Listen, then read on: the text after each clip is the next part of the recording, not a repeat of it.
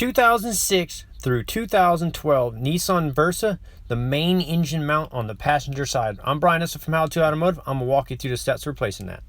You're going to need a floor jack and a block of wood to do this job. I have my vehicle slightly racked up so I can roll the floor jack under there, but you don't need to do this. I just racked it up so you guys can see exactly where I'm putting the floor jack. So I'm putting it underneath the oil pan with a block of wood. That way we don't damage the oil pan. And what we're going to do is jack the engine up about a half an inch or so. The first thing we need to do is remove the main motor mount bolt right here. It's a 19 millimeter. To do that, I'm going to use my mountain wrenches. They're combination wrenches. They're about 18 inches long, so you can put a lot of torque on them. They're great for doing jobs like this. I will link them up in the description of the video. Anyways, we're going to use the 19 millimeter side, and we're going to go ahead and crack this bolt free. This particular engine mount was sagging and causing vibrations. That's the reason for changing it. You may be experiencing something very similar to this, or the mount could be severed in two. So once I got that bolt all the way out, I went ahead and jacked the engine up just another half inch or so, just to take a little pressure off of it. So I gave it a few more little pumps to lift it up a little bit. So now there's going to be three 17 millimeter bolts that we need to remove to get the motor mount free. And so they're right down here. So I'm going to take out all three of these bolts. To make quick work of that, I'm going to use my half-inch drive Milwaukee impact gun here. You don't need an impact gun like this to do the job, but it makes quick work of it. So go ahead and pull those three bolts out. And then when I got them all loose, to help get them out, I used a pencil magnet and grabbed the bolts. So you'll just reach down there with the magnet like this and lift the bolts out and collect them. Now that you got the motor mount unbolted, you want to jack the engine up a little higher.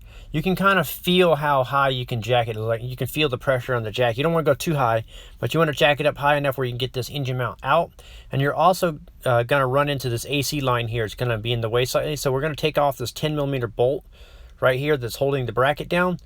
We'll take this bolt off, and then after you get it off, you can flex the AC line towards the fender like this in just about a half inch or so, and that'll give you just enough clearance to get the motor mount out and free. So once I got my motor mount out right here, I noticed that where it was sitting, there was a bunch of sand and dirt and debris, so I'm going to go ahead and blow this out and clean it off. That way when we install the new mount, it sits nice and flush. So I'm going to be installing a OEM motor mount. And here are the part numbers for that. I will link it up in the description of the video. I will also be sure to link up all the tools that I use in the video. Now we're ready to go back in. So we're just going to flex the hose out of our way and feed the motor mount back in. Once you get the motor mount down inside here, this portion of it sits inside this little port right here. So it's kind of floating. So what you're going to do is kind of lower the engine down really slow with your jack until the engine mount is not floating anymore and it's pretty much level with the engine. So once you get that engine lowered down and the engine mount pretty much in the original spot like this and lined up, then you can go ahead and start all the bolts. So I start the 19 millimeter first, and then I start the three 17 millimeters below. So when I went to look up the torque specs for the bolts, it was not listed in my service manual. So we're just going to tighten these up good and snug, and we're going to tighten all the bolts down by feel. You definitely don't want to over tighten the bolts, but you want to make sure that they're good and tight.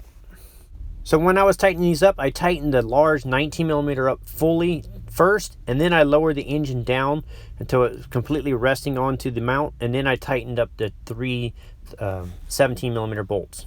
Now you can go ahead and install the little bolt for the AC bracket, and you can remove your jack and block of wood, and that'll complete the job of replacing the side engine mount or the main engine mount on a 2006 through 2012 Nissan Versa. I will link up all the parts and tools in the description of the video. That way, if you need to pick up any of those, you can find those there. I'm Brian Eslick from How to Automotive. I'd like to thank you guys for watching my videos, encourage you to subscribe, invite you to head over to the howtoautomotive.com website for more valuable videos like this. And I also like to remind you that when it comes to working on cars, experience is everything. Thank you again for watching.